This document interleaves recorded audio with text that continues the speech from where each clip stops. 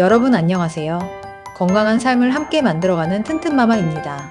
여러분도 혈압약, 당뇨약 드시면서 복숭아 드시고 계신가요? 특히 지금 복숭아철이라고 하루에 여러 개씩 드시는 분들 계시죠? 오늘 제가 정말 심각한 얘기를 해드릴 거예요.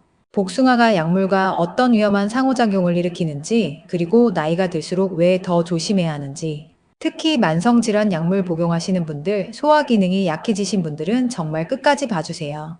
건강하려고 먹는 복숭아가 오히려 독이 될 수도 있거든요. 지금부터 여러분의 복숭아 섭취법이 완전히 바뀔 거예요. 시니어층에게 위험한 복숭아의 부작용들. 먼저 중장년층과 시니어분들에게 특히 위험한 복숭아의 부작용들을 말씀드릴게요. 첫 번째, 급격한 혈당 상승. 복숭아 하나에는 무려 13g의 당분이 들어있어요. 이게 얼마나 많은 양이냐면 설탕 3스푼과 같은 양이에요. 당뇨 환자분들이 복숭아 두세 개만 드셔도 혈당이 200을 넘을 수 있어요. 두 번째, 소화불량과 설사. 나이가 들면서 소화효소 분비가 줄어드는데 복숭아에 들어있는 소르비톨이라는 성분이 소화를 더욱 어렵게 만들어요. 특히 공복에 드시면 심한 복통과 설사를 유발할 수 있어요. 세 번째, 신장 부담. 복숭아에는 칼륨이 정말 많이 들어있어요.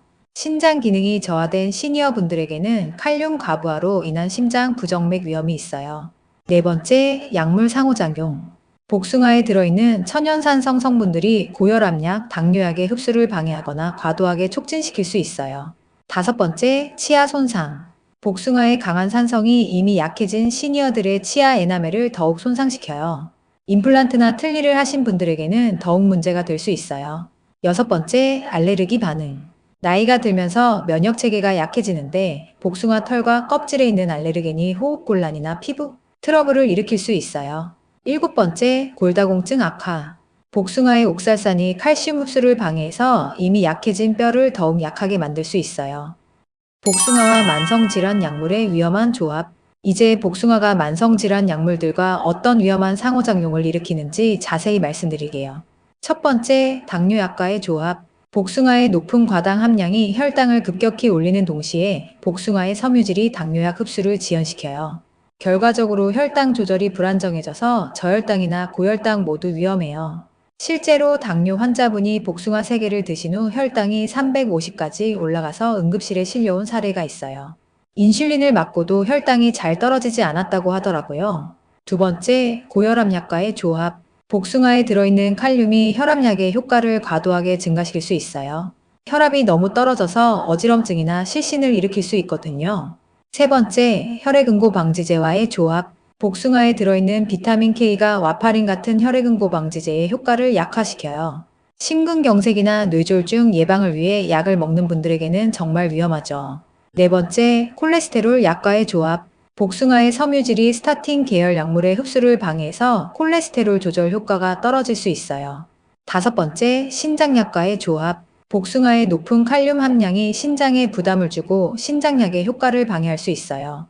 여섯 번째, 소화기압과의 조합. 복숭아의 산성이 위산 억제제의 효과를 상쇄시키고 위염이나 역류성 식도염을 악화시킬 수 있어요.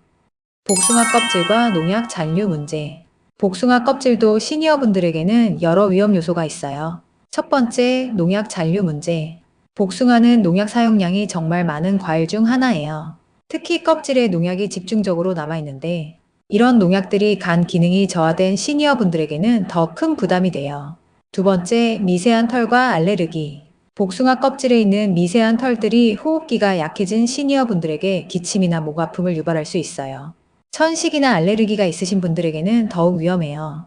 세 번째, 소화 부담. 복숭아 껍질은 소화가 어려운 편인데 소화 기능이 저하된 시니어 분들이 껍질째 먹으면 소화불량이나 변비를 일으킬 수 있어요. 네 번째, 세균과 곰팡이.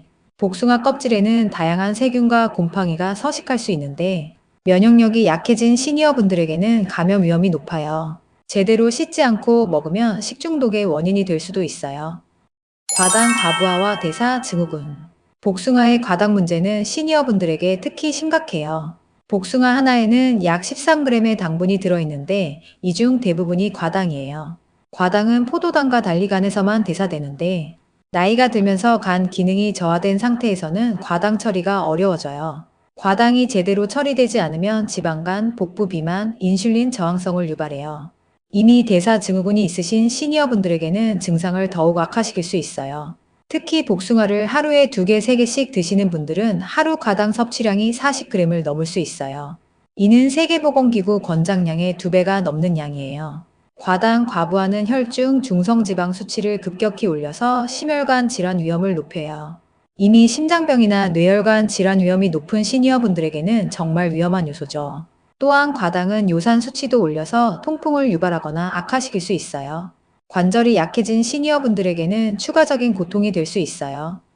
소화기관에 미치는 영향. 나이가 들면서 소화기능이 자연스럽게 저하되는데 복숭아가 이런 문제를 더욱 악화시킬 수 있어요.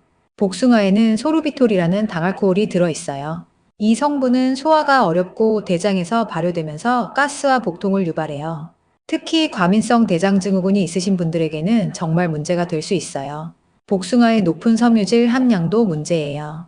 건강한 성인에게는 좋지만 소화기능이 저하된 시니어분들에게는 복부 팽만감과 변비를 일으킬 수 있어요. 복숭아의 산성도 위장에 부담을 줘요. 위산 분비가 줄어든 시니어분들이 복숭아를 공복에 드시면 위벽 자극으로 속쓰림이나 위염을 유발할 수 있어요. 특히 역류성 식도염이 있으신 분들은 복숭아의 산성이 식도를 자극해서 증상을 악화시킬 수 있어요. 안전한 복숭아 섭취법. 그럼 시니어분들은 어떻게 안전하게 복숭아를 드실 수 있을까요? 첫 번째, 양 조절하기. 하루에 복숭아 반 개에서 1개 정도로 제한하세요. 당뇨가 있으시면 반 개도 충분해요. 두 번째, 시간 조절하기.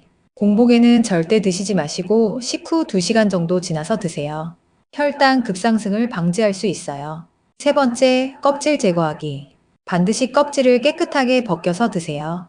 농약과 알레르겐을 피할 수 있어요. 네 번째, 씨 완전 제거하기. 씨는 물론이고 씨 주변의 딱딱한 부분까지 완전히 제거하세요. 다섯 번째, 약물과 시간 간격 두기. 만성질환 약물 복용 후 최소 2시간은 지나서 드세요. 여섯 번째, 충분히 씻기. 흐르는 물에 최소 30초 이상 문질러 씻어주세요. 일곱 번째, 익은 것 선택하기.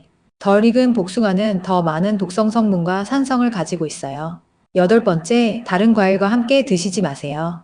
당분 과부하를 피하기 위해서예요. 아홉 번째, 몸의 반응 관찰하기. 복숭아를 드신 후 소화불량이나 혈당 상승이 있으면 즉시 중단하세요. 열 번째, 의사와 상담하기. 만성질환이 있으시면 복숭아 섭취에 대해 담당 의사와 상담하세요. 복숭아 대신 선택할 수 있는 안전한 과일들. 복숭아가 부담스럽다면 시니어분들에게 더 안전한 과일들을 추천해 드릴게요. 첫 번째, 사과. 당분이 적당하고 펙틴이 풍부해서 소화에 좋아요. 껍질을 벗겨서 드시면 더 안전해요. 두 번째, 배. 수분이 많고 소화가 잘 되며 기침에도 도움이 돼요. 세 번째, 바나나. 칼륨이 많지만 소화가 쉽고 혈당 상승이 완만해요. 네 번째, 키위. 비타민C가 풍부하고 소화효소가 들어있어 소화에 도움이 돼요. 다섯 번째, 블루베리. 항산화 성분이 풍부하고 당분이 적어요. 여러분, 오늘 영상 어떠셨나요? 솔직히 저도 이런 내용을 알기 전에는 복숭아가 이렇게 위험할 수 있다는 걸 몰랐어요. 특히 나이가 들면서 우리 몸의 해독 능력이나 소화 능력이 떨어지는데 그걸 고려하지 않고 젊었을 때처럼 먹으면 안 되는 거더라고요. 건강한 노년을 위해서는 음식 하나하나도 신중하게 선택해야 해요. 맛있다고 건강에 좋다고 해서 무작정 많이 먹으면 안 되는 거죠. 여러분도 앞으로는 복숭아를 드실 때 오늘 말씀드린 주의사항들을 꼭 지켜주세요. 댓글로 여러분의 경험담이나 궁금한 점들 남겨주세요. 실생활 사소한 습관에도 우리의 건강은 변화하고 있습니다. 우리 모두 관리하며 노후를 즐기자고요. 오늘도 감사합니다. 영상이 유익하셨다면 좋아요와 구독 부탁드립니다. 다음 영상에서 더 건강한 정보로 찾아뵐게요. 소중한 하루 함께하는 튼튼마마였습니다.